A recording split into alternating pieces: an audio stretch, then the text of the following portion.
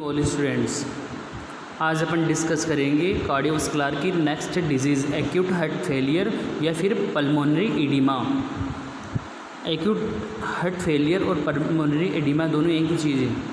तो फर्स्ट अपन इसकी definition discuss करते हैं। Pulmonary oedema is fluid accumulation in the tissue and air space of the lungs. Pulmonary oedema क्या होता है कि जो एयर स्पेस है यानी एल्वेलाई है और लंग्स है या लंग्स के टिश्यू है, उनके अंदर क्या हो जाना, फ्लूइड का एक्युमुलेशन होने लग जाना, फ्लूइड बढ़ने लग जाना वहाँ पे। It lead to impaired gas exchange, जो क्या करती है आगे जाके गैस एक्सचेंज है उसको इम्पेयर्ड करती है। गैस एक्सचेंज है प्रॉपर तरीके से नहीं होगा, उस फंक्शन को चेंज कर देगी, इम्पेयर्ड कर देगी। And may cause respiratory failure, जिसकी वजह से क्या होगा, रेस्पिरेटरी फेलियर हो जाएगा, यानी जो लंग्स है वो गैस एक्सचेंज नहीं कर पाएगा और लंग्स है वो फेल हो जाएगा, फंक्शन नहीं कर पाएगा। It is due to either failure of left ventricle, जिसकी वजह से क्या होगा कि जो लेफ्ट वेंट्रिकल है उस पर इफेक्ट पड़ेगा। वो क्या करेगा, the left ventricle of the heart to remove blood adequately from the pulmonary circulation, यानी जो हार्ट का लेफ्ट वेंट्रिकल होता है वो क्या करता है, जो पल्मोनरी वेन है वहाँ से क्या करता है, वो लंग्स के अंदर ब्लड ट्रांसफ्यूज़ करता है। तो अगर क्या है, लंग्स प्रॉपर तरीके से फंक्शन नहीं करेगा तो लेफ़्ट वेंट्रिकल है उसके अंदर क्या है, ब्लड है एडिक्वेटली क्या है पल्मोनरी सर्कुलेशन में नहीं जाएगा, जिसको अपन क्या बोलते हैं, कार्डियोजेनिक पल्मोनरी एडिमा बोलते हैं। और an injury to the lungs tissue, जिसकी वजह से क्या है, लंग्स टिश्यू है उसमें इंजुरी हो जाएगी, या फिर blood vessels of the lungs है जो कि ऐसे नॉन कार्डियोजेनिक पल्मोनरी एडिमा बोलते हैं उसको, can lead to the respiratory failure, जो आगे जाके रेस्पिरेटरी फेलियर करेगी। और cardiac arrest due to the hypoxia, cardiac arrest भी हो सकता है किसकी वजह से, हाइपोक्सिया की कंडीशन की वजह से, ब्लड के अंदर ऑक्सीजन की कमी होने की वजह से क्या हो सकता है, हार्ट भी फेल हो सकता है, कार्डियक अरेस्ट भी हो सकता है। It is a cardinal features of conjunctive heart failure, ये क्या है, कार्डिनल फीचर्स होता है कंजेस्टिव हार्ट फेलियर का।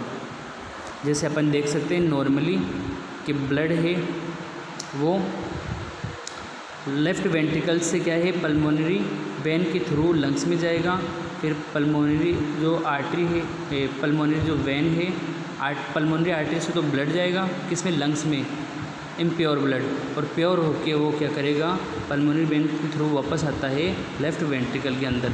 तो प्रॉपर तरीके से क्या होगा कि जो पल्मोनरी आर्टरी और वेन है वो प्रॉपर तरीके से क्या है, लंग्स में तो ब्लड लेके जाएगी, लेकिन लंग्स है वहाँ पे क्या हो जाएगा, फ्लूइड एक्यूमुलेट हो चुका है वहाँ पे, पहले से फ्लूइड बढ़ चुका है, तो क्या है, एक्सचेंज नहीं हो पाएगी, गैस एक्सचेंज नहीं हो पाएगी, तो क्या होगा, ब्लड वापस हार्ट में आएगा, हार्ट के अंदर क्या हो जाएगी, हाइपोक्सिया की कंडीशन अराइज होगी, और आगे जाके क्या हो सकता है, कार्डियक अरेस्ट भी हो सकता है। उसके बाद में नेक्स्ट देखते हैं इसके टाइप है, उसको दो भागों के अंदर क्लासिफाइड किया गया है, एक्यूट हार्ट फेलियर और क्रोनिक हार्ट फेलियर। फर्स्ट अपन देखते हैं एक्यूट हार्ट फेलियर, जिसमें फर्स्ट है कार्डियोजेनिक क्या होता है, congestive heart failure which is due to the heart's abnormality to pump the blood out of the pulmonary circulation। Congestive heart failure किसको बोलते हैं कि हार्ट है वो प्रॉपर तरीके से पंपिंग नहीं कर पाता, जिसकी वजह से क्या होगा, पंपिंग नहीं कर पाएगा तो पल्मोनरी जो सर्कुलेशन है उसमें ब्लड नहीं जा पाएगा at the sufficient rate, resulting is invalid and weds pressure and pulmonary oedema. क्यों होगा ये कि पल्मोनरी एडिमा हो चुका है, पहले से फ्लूइड है वो लंग्स के अंदर भरा हुआ है, अब ब्लड उसके अंदर जाएगा तो वहाँ पे क्या होगा, प्रेशर पड़ने लग जाएगा। दिस में भी due to the left ventricle failure, वो किसकी वजह से होता है, क्योंकि लेफ़्ट वेंट्रिकल क्या हो जाता है, फेल हो सकता है, उसकी वजह से भी हो सकता है, अरिथमिया की वजह से भी हो सकता है, फ्लूइड ओवरलोड है उसकी वजह से भी हो सकता है। एग्जांपल फॉर किडनी फेलियर और इंट्रावेनस थेरेपी, कि किडनी तो फेलियर हो जाए और अपन क्या करें, इंट्रावेनस थेरेपी है वो चलती रहे, उसकी वजह से भी होगा। क्योंकि वर्कलोड बढ़ जाता है उस टाइम पे, किडनी फेलियर हो जाती है तब, और अपन इंट्रावेनस फ्लूइड वगैरह थेरेपी चलाते हैं उस टाइम पे क्या हो जाता है, हार्ट पे वर्कलोड बढ़ जाता है क्योंकि फ्लूइड बढ़ जाता है बॉडी के अंदर, तो उसकी वजह से हो सकता है। नेक्स्ट है hypertension, hypertensive crisis, blood pressure बढ़ जाए, can cause pulmonary oedema. Hypertension की वजह से क्या है, क्राइसिस की कैसे होगा कि ब्लड